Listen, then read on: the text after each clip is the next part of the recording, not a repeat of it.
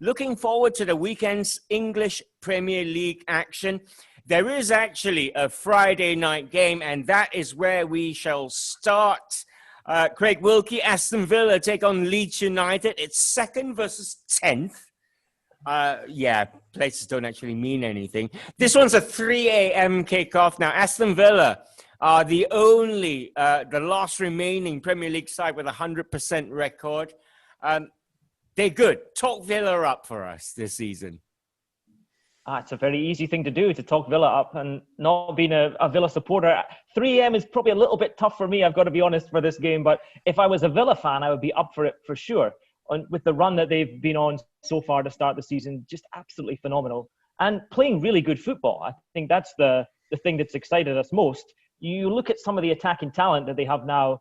Grealish, we know what a quality player he is. And I think since he made that decision to stay and pledge his loyalty to the club, he's just really decided to be that leader. And every game he goes out and he started running games, and he started really imposing his quality on opposing players and opposing teams. And all of a sudden, you've got to start thinking about now. I think before maybe teams looked at Villa and thought, well, okay, we'll go out and play however we want to play, and that'll be enough.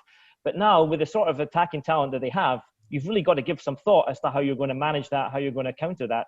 And Barkley as well, I think, is an absolutely tremendous signing. Yeah. I can remember when he first broke onto the scene, and we were talking about him in absolutely superlative terms about how far this boy might go and what sort of a career he might have. Now, of course, he hasn't lived up entirely to that hype. I think his career's dipped a little bit versus what we might have expected of him. But there's never been any doubt as to what a good footballer he is. The problem has always been consistency, maybe some question marks about his attitude. Will he do it regularly? And possibly some players, they just need the right club, the right environment. Of course, it's very early days in his Villa career, but the start he's made is absolutely fantastic. He looks as though he belongs there. He really fits in with the squad and the system that Smith wants to try and play. So yeah, if you're an Aston Villa fan, what a great time it is to get up and watch that team play. And yeah, I'm sure we'll talk about the Leeds as well, but those two teams like to go out and attack each other. So I expect goals in this one. I expect a really good game. Yeah, Craig Wilkie may not be up for this one, but I will be for sure. Bob Holmes, Leeds United are looking to bounce back from Monday night's 1-0 home defeat to Wolves. They've been going great. The thing about Leeds, that they're really easy to preview because you kind of know how they're going to play. It's a man-marking system, generally. Now, they're going to have their hands full with Mr. Jack Grealish running around, aren't they? They are. It'll be interesting to see how they handle him. I mean, you say it's easy to preview Leeds. I'd rather talk about Villa. I'd just like to say that the reason Villa struggled so much last season was because of the injuries. Yeah. They were absolutely decimated, and they only just saved their skins almost at the last game. And some of those guys have come back, notably McGinn, and what an influence he is. So you've got a decent side to begin with, and they've bought very well. And it's no surprise. Well, it is a surprise they're doing that well. But I mean, I thought they'd have a decent season. I didn't think we'd be talking about them as 100% record holders in the Premier League, the only club. That's unbelievable. But Leeds, I think we were getting a little bit carried away back. I mean, we can forget all about the old Leeds, the dirty Leeds of a generation or two ago, which I remember, of course. And this team is completely different. They're not dirty at all. They play great football under Bielsa, and they're a joy to watch. But I think that the praise that was heaped upon them was probably a little over the top, and now they're going to find their level. I think they're a mid-table side, basically, on what we've seen so far. I don't think they're going to be in Europe next season or anything like that, but they're certainly not going to go down. So that reminder that Wolves gave them was probably what they needed, actually. Yeah. So they don't get too carried away, or the fans don't get too carried away. And in this, I could see Villa winning this, actually, and maintaining their 100% record and giving Leeds a bit more to think about. because man for man, you look at those players. Okay, the Villa players are rather better known because most of them have been in the Premier League a bit more, so we know them well, and they're the likes of Grealish and McGinn are international players and all that, and Barkley, of course. And the Leeds guys, they're either championship players or they're foreigners from the sort of second-tier clubs. Astute signings in many cases. Rodrigo's a notable exception to that because he played in the Premier League 10 years ago for Bolton, believe it or not. But I think Villa are a better side, and I would be quite confident in predicting an Aston Villa win here.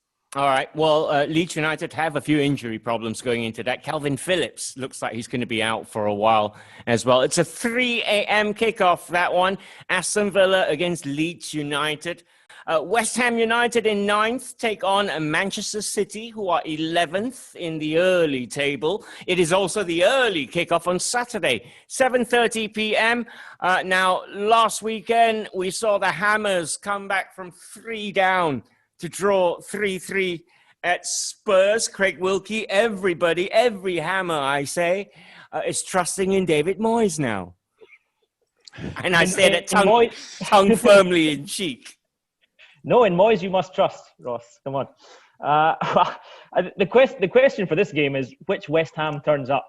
Is it the West Ham of the first half that we watched against Spurs, or is it the West Ham of the last 20-25 minutes that we saw in that game, who not only showed the sort of fight and heart to come back from such a deficit, but actually started playing some decent football as well, and winning some territory, getting the ball into the box, causing Spurs some problems, and they've got decent players to do that when they're in form and when they're playing with a little bit of confidence. The challenge that West Ham have had, and it seems to be for such a long time now, is just that consistency in performance. And it's not even about, can you get a run together of 5 or 6 games? Is can you get 60 minutes out of them consistently before they drop off a level? And I said it before, I thought the first half performance against Spurs was absolutely woeful. One of the worst I've seen this season from a defensive point of view. Yes, Spurs played well, but the way West Ham let them dominate that game was just terrible. You can't expect to pick up any points in the Premier League if you're playing like that. Of course, you've got to give Moyes and you've got to give the squad credit for the way they turned that around. And no doubt they'll have taken a lot of confidence from coming back into the game in the way that they did. And then a home game against City, who we know are, of course you would expect City to start as favourites, but City are perhaps not quite the intimidating prospect that they were maybe a season or two ago. So West Ham will definitely feel as though they've got a shot in that, playing at home particularly. So let's see. But I think this time they'll have to start a lot better. If City get 3 goals up, I don't think they'll let West Ham back into the game. Okay, well, Moyes is sweating on the fitness of Mikel Antonio. He's a vital cog in that David Moyes machine. For Man City, Bob, they're going to be missing Fernandinho, but I read that apparently Kevin De Bruyne and Aymeric Laporte started training on Thursday. I don't know how close they'll be to game time, but they need some of the players back because Pep can't deal with an injury crisis as well, can he? I don't think so. He needs another 400 million to spend. Exactly. No, I think it's a good sign for City that Laporte is back in training, and they'll be anxiously awaiting the Antonio news as well, because if he's fit, his physical presence, I'm looking forward to seeing this against that Man City defence, with or without Laporte, is going to be something to behold. I mean, we saw John Stones coming on as a sub in midweek. I mean, that's how thin City's squad is. I mean, I thought John Stones was not only yesterday's man, but a forgotten man. I'm surprised he's still on the books, actually. He seems to have lost his way completely. And it would be an unfair fight if it was Antonio up against John Stones. Ruben Dias, they've got him. He was supposed to be the long-awaited, tough ball-playing centre-back that they've needed for a couple of seasons. Not done anything great yet, but give him time. I mean, it's a very different league to the Portuguese league. They paid big money for him. That's a lot of money to spend on a player from the Portuguese league who's not done it anywhere else. Bruno Fernandes He was a similar fee, actually, 60 odd million. But he'd proved himself in Italy. He had tasted football outside of Portugal. So that made a bit more sense. He's also a forward, so that tends to put the price up a bit. But Diaz has it all to prove. They'll miss Fernandinho. Yeah. That's a serious blow to them. He won't be playing at all. I mean, they missed him last season when he was playing centre-back, a makeshift centre-back, not as effective as he was when he was in midfield. And they missed that. They're going to miss him in both places now. City are nowhere near the side that got 100 points 2 seasons ago and played mesmerizing football. I think even up front, they're not quite as slick as they were. They haven't got David Silva, and Kevin De Bruyne does seem to get injured quite often. So they're not the force they were. Although having said that, West Ham have been their bogey, well, not their bogey team, City have been West Ham's bogey team the last few years. They usually beat them about 5-0. They are absolute whipping boys for City. But with all these different players in now we're talking about, I don't think they're too concerned about history. So to me, I think West Ham's only chance is if Antonio is fit and really gives the City defence a rough time. It's all set up. 1 point for 0-0 after all that. it's all set. Moyes will take that as well. It's all set up for an intriguing battle then. West Ham Man City is your early kickoff on Saturday evening. Right, it's off to Old Trafford. We go for Manchester United against Chelsea. This is your late Saturday game, midnight. This one kicks off. Bob Holmes, the obvious question here is, what's Ole going to do? Back 5 or back 4? Well, I say don't change your winning team. That's an old-fashioned phrase, isn't it, in these days of rotation? But he might be tempted to stick with that side, or certainly that back 5, because they did the job. Against just have to mention PSG. Really, they're falling apart. They've lost, apart from Carvalho, they've lost Rabiot, Choupo-Moting, and Thiago Silva. I'm not wishing to diminish United's achievement, but it was a weakened PSG. However, Chelsea, buoyed by their clean sheet, will be looking. They will be very chuffed to get another clean sheet. I tell you, Frank Lampard would be jumping up and down if this ends 0-0. But I doubt if it will somehow. With all the attacking talent on view, this could be a high-scoring game. We've had 1 or 2 in the past. We've also had a couple of 0-0 draws, I remember, in this fixture. But intriguing matchup here, because you've got United, who were being written off by their own fans a couple of weeks ago, and people calling for Pochettino. And now there's more chance of Pochettino going to Real Madrid than there is of him going to Old Trafford. I mean, Ole has done it again. Well, I'm not saying he's out of the wood completely, but he's bought himself a bit of time. And if he can keep Pogba off the field, I know he didn't quite manage it because he came on in Paris in the second half, but really they play better without him. Yeah, I think that's one of the keys. I mean, Pogba is totally underperforming, and it's as if he doesn't care. And I think this attitude, this lackadaisical attitude, transmits itself to other players. It has to, because he's such a big figure. I mean, he is the best player on paper, on the books, and yet he seldom performs. It's just the occasional cameo when you see the talent that he's got.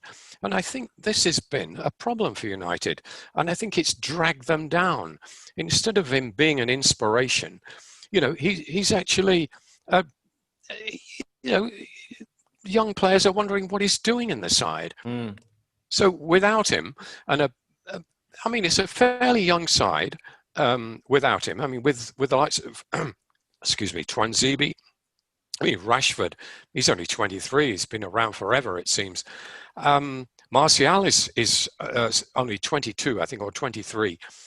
I mean, this is a fairly young, promising Manchester United side. And with Fernandes being a key man, the fulcrum really of the team, I think they do have possibilities here, and enough to keep Ole in a job for the foreseeable future. I think he's turned it round, and like he did last time. I mean, he's not there yet. They've got to win a few more games before we start talking about United being back in Europe and again next season and all that. They're not going to challenge for the title. I don't think they're that good, but there are possibilities there. And he's done it on a limited budget. He hasn't spent wildly, and he's using his own resources. The young players are coming through. So it's all looking a lot better than it did a couple of weeks ago. Surely XL Twanzebe has bought himself, given himself enough credit to earn a starting spot the weekend. We shall see. For Chelsea, Craig Wilkie, now big money signing Timo Werner has been used out on the left flank, but we've seen that he's a really good centre forward with his 2 goals last time out. And let's face it, Chelsea have got enough players to play out on the flanks. They've got Pulisic, they've got Ziyech, and all that. Do you reckon we're going to see Werner up front as a number 9? I think we will. I think we should. It's interesting. We were just speculating about what sort of team that Solskjaer might send out, and it's equally unclear as to what Lampard might do tactically and with his team selection and everything like that. I mean, just to go back to Bob's point, I mean, Pogba's no McTominay, is he? So let's just be clear about that from a Scottish perspective. But, but yeah, you're right when it comes to Werner. I was really impressed with his performance last weekend. He looked like a bit of an old-fashioned number 9 in that role. The way that he was just looking to get turned and go directly at the defenders every time that Chelsea got the ball. And I think one of the interesting things for me when I look at that Chelsea side is the role of Jorginho, right? And he was a player that Sarri brought in to play in a very specific style. And sometimes it worked, sometimes it didn't quite work. And Chelsea got a lot of stick on occasion when he was seen to be, playing sideways passes and not bringing enough momentum to the team. But on his day, I think he's an absolutely fantastic footballer. And Lampard, it seems to me, is still trying to figure out exactly how best to use him. But if you play him a little bit further up the field, if you let him try and dictate play a little bit, which is what we saw last weekend, and he was involved in almost every good thing that Chelsea did against Southampton and set up a couple of the goals. If he gets that understanding going with Werner, then I think some really interesting things might start happening for Chelsea. But you look at every area of that team. You look at the defence, you look at the midfield, you look at the forwards, as you were mentioning earlier, and I still don't know yet what Lampard's first choice 11 is. And I'm not sure if he knows himself who his ideal starting 11 is, if he's got all those players fit, and how much he might change it from game to game. So it's definitely an evolution at Chelsea. We'll see how that goes. But yeah, two sides who need a bit of momentum. They need to put a few wins together. So whoever comes out on top of this, let's see how far that might take them in the next month or so. Sunday, midnight kickoff. Man United still yet to taste victory at Old Trafford this season. Man United, Chelsea then, Sunday, 12:30.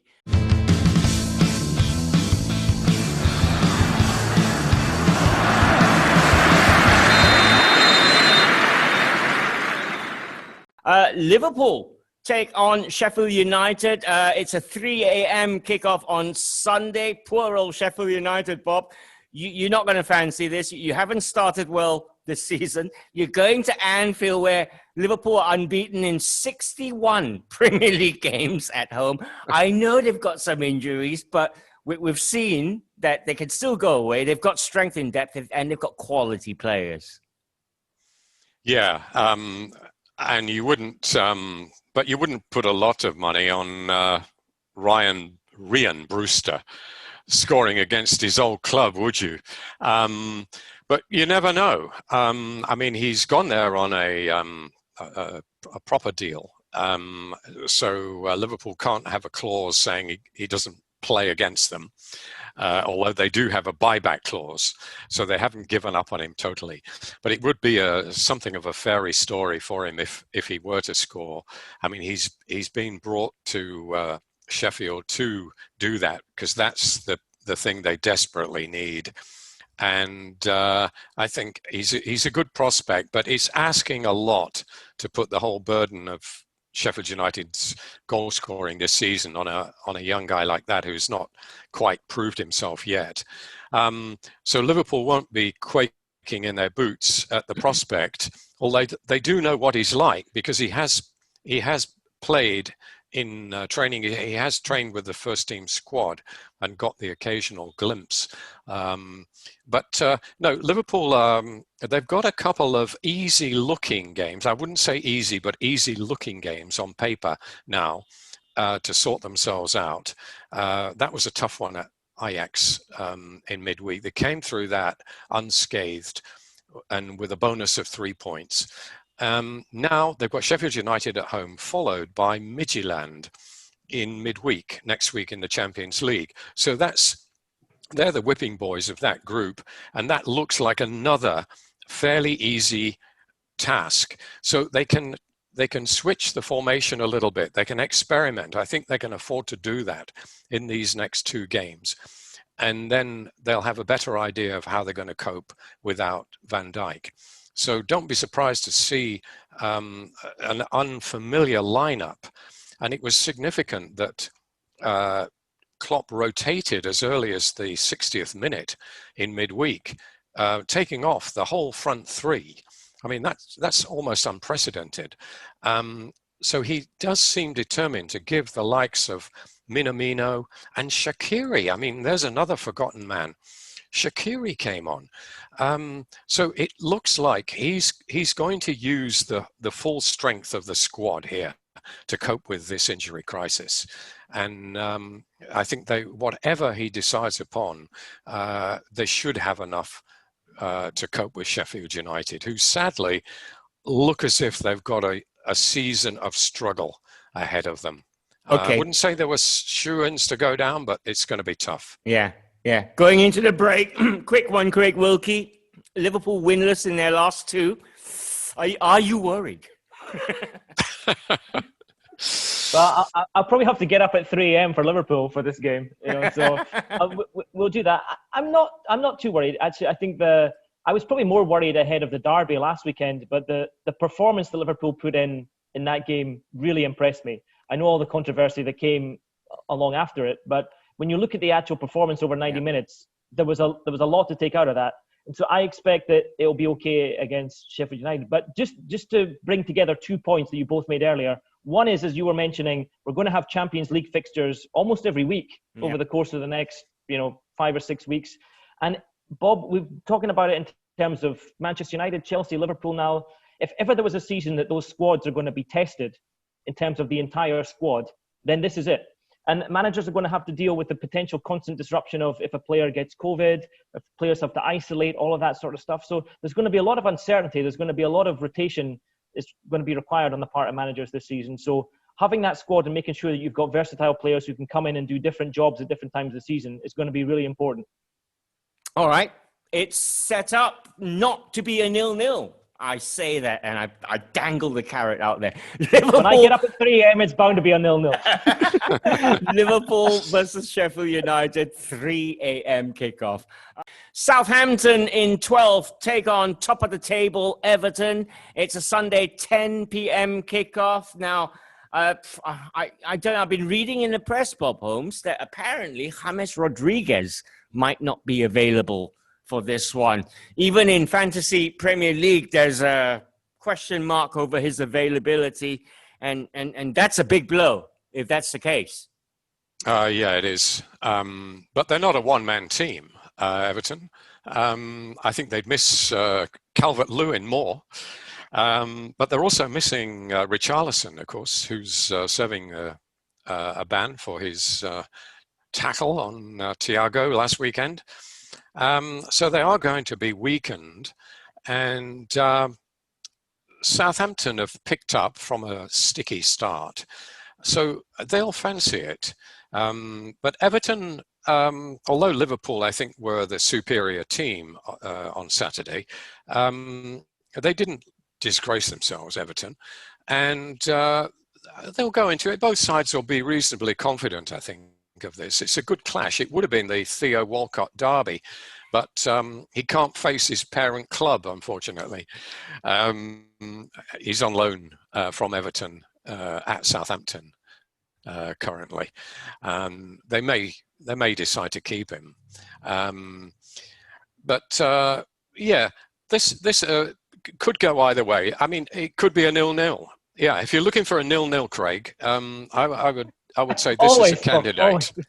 I don't know, Bob, because I don't think Ancelotti and Hassan Hartel favour defensive football that much. Looking at I see results. Goals in this. Yeah, I reckon there'll be loads of goals in this. And can Everton, Craig Wilkie, can they carry on this amazing run they're on at the moment? Remains to be seen if they can carry on the amazing run, but they're going to do a lot better than they have for a fair few seasons, that's for sure. I mean, just think back to maybe this time last year, if you're an Everton fan, and already you probably had that feeling of, here we go again, another season, underachievement. We're not even going to get back to that sort of level that Moyes had them at, whereby, you could at least be thinking about finishing in 6th place, something like that. And the standard of football wasn't that great. There seemed to be a lot of discontent around the club.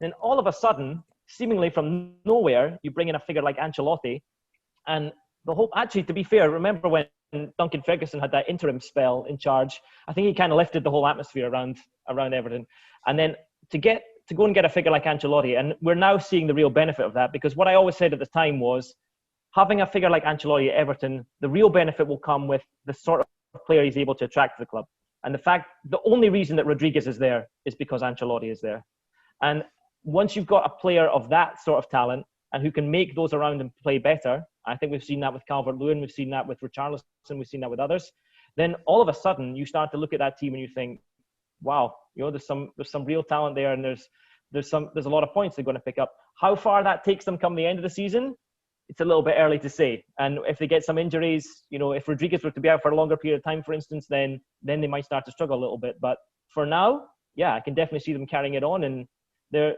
going to finish higher than they have for quite a long time, I think. Apparently, Real Madrid bosses are questioning Zidane's decision to allow James Rodriguez to go as well. Questioning all of Zidane's decisions, I think. Quite a few at the moment. Yeah, lots of eyebrows raised in Madrid. You mean they're watching Everton?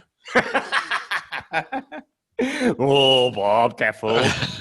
Southampton Everton then is a 10 p.m. kickoff. There will be goals. There you go. That's our stamp of approval.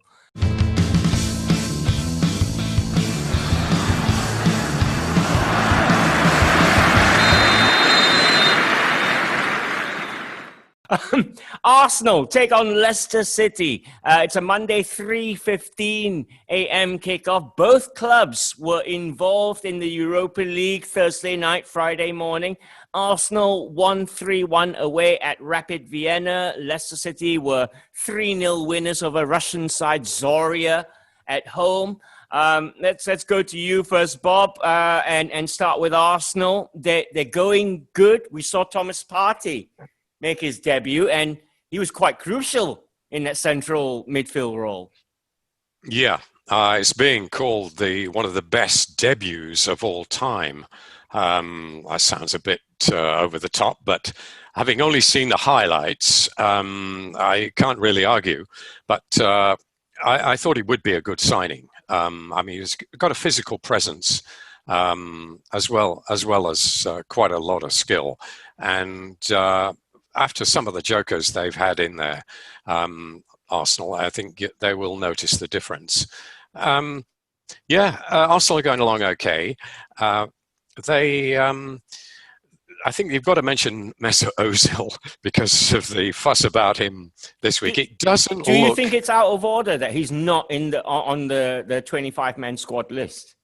Well, out of order, but it does seem a bit strange when you're looking at quite a few months ahead, and your highest paid player, 350 grand a week, is not even deemed to be good enough, even if they get an injury crisis or something catastrophic goes wrong.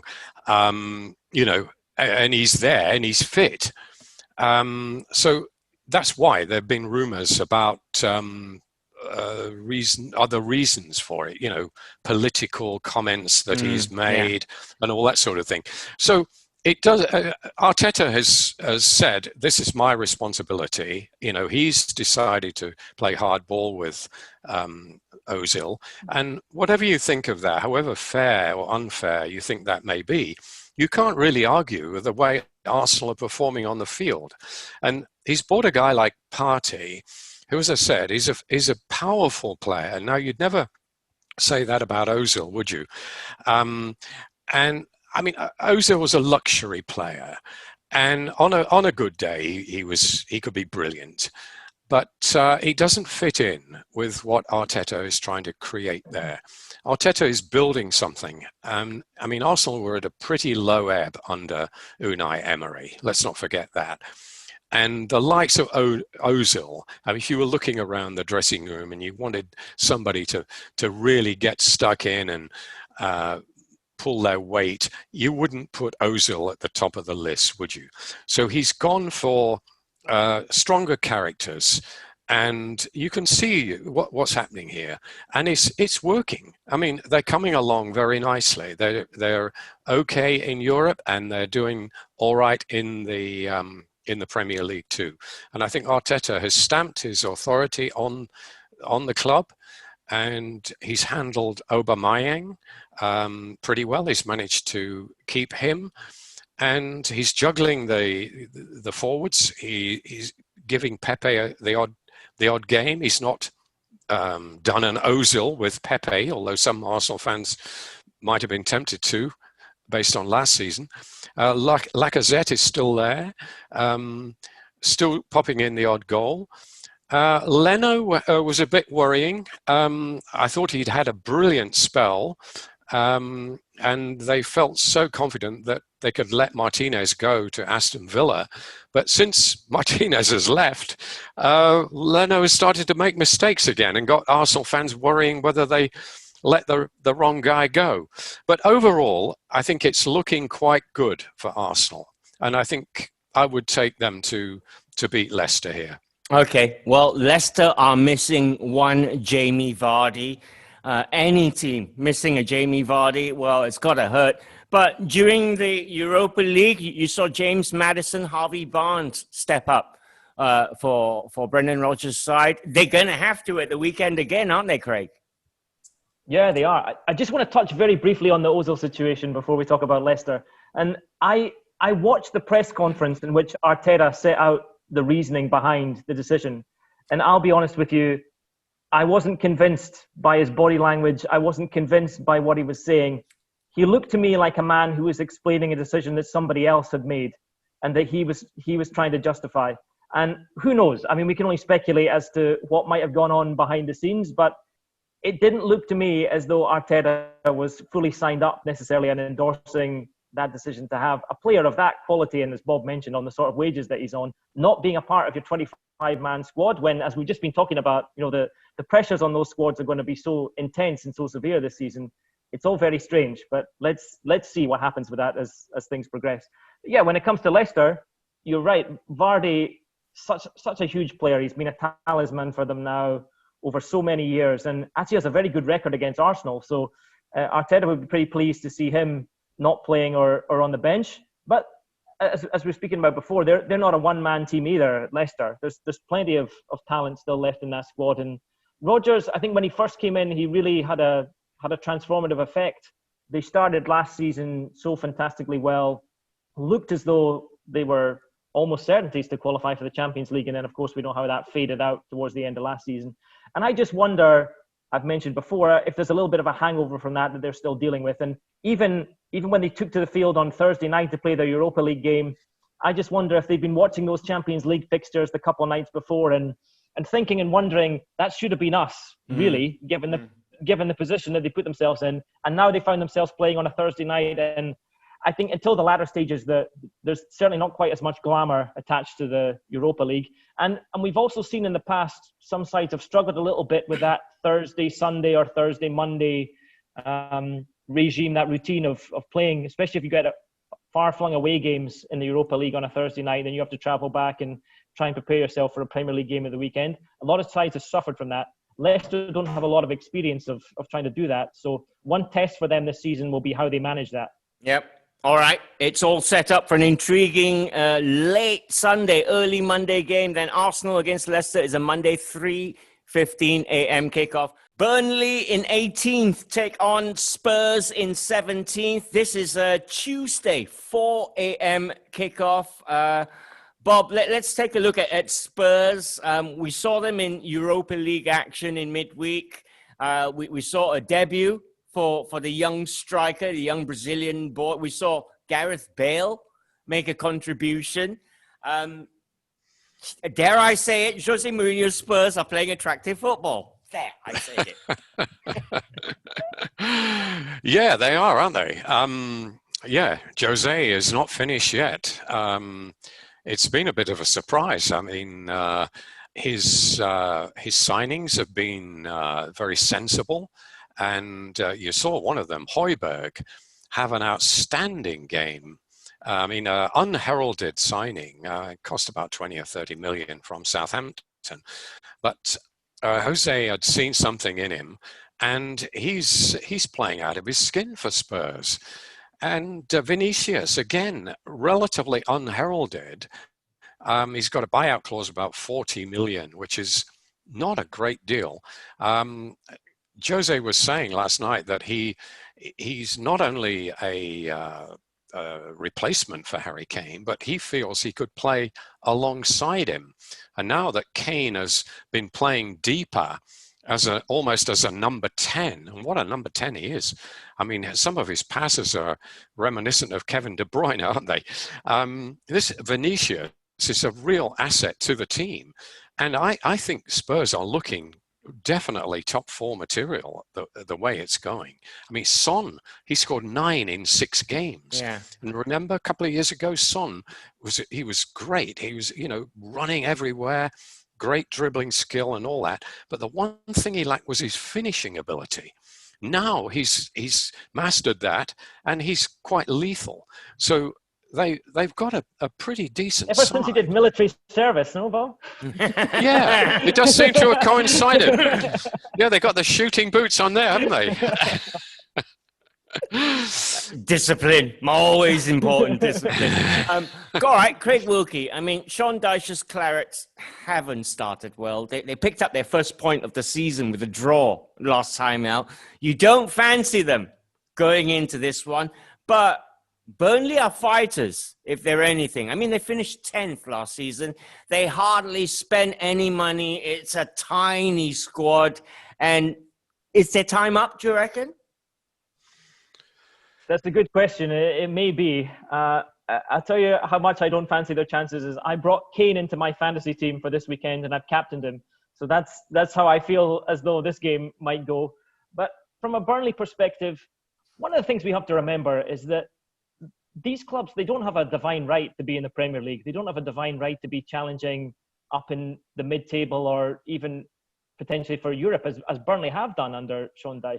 So he's done a fantastic job in not always easy circumstances, with not very much resources to spend, with a small squad by and large. And he's had to cope with that throughout most of his time in charge, albeit I think in previous seasons, they've been quite lucky with injuries and they've managed to get through that whole scenario. So there was always going to come a period where they were going to struggle. They were going to have a little bit of a difficult time. That's come early on this season. And I heard him talking about it in the week, and he was saying, I have to look at myself as well. I have to maybe analyze how we play. Are we going to have to adjust our style a little bit? And I think that's fair enough. The manager's going to have to look at that given the results that they've had to this point. And he also made mention of the fact that we need to get back to Turf Moor as a really hostile place, as a fortress for us, where teams find it difficult to come and difficult to play. And we mentioned before about some of the challenges around that, with the fact that there's no fans in the stadium. That doesn't help. That's massive for them. But he will absolutely be looking at those home games and trying to make sure that his side is tight and they're difficult to beat, and it becomes that really, nobody really wants to go up there and play. And I think that was once the case, and he definitely wants to get back to that sort of scenario. Whether he can do that for the visit of Spurs early next week remains to be seen, given the form that especially the Spurs attacker in. And Bale has come in and sort of played himself slowly back into contention. He's still finding his fitness and his sharpness, but I tell you, there's going to be a game where he just explodes, and good luck to whoever's on the receiving end of that. And for Burnley's sake, I hope it's not them come Tuesday night, but it could be. All right. Well, it's all set up for an intriguing game. It won't be a 0-0. There you go. We said it. Burnley against Spurs, Tuesday, 4 a.m. kickoff, because the clocks go back this weekend. So there you go. Am I supposed to get up for that one as well? I don't know. So there you go. Have a look at your weekend's fixtures. Then you've got Wolves, bottom of the table, against Crystal Palace in 14th. You've got, Fulham, bottom of the table against Palace. Wolves in 6th. Sorry, Wolves fans. Against Newcastle. Brighton against West Brom. We could see Danny Welbeck make his Brighton debut. Ooh, exciting stuff. So that's your weekend's fixtures. We'll be back next week to talk about them. For now, it's thank you from Bob Holmes, from Craig Wilson. Thanks, everybody. Have a great weekend, all. Bye-bye.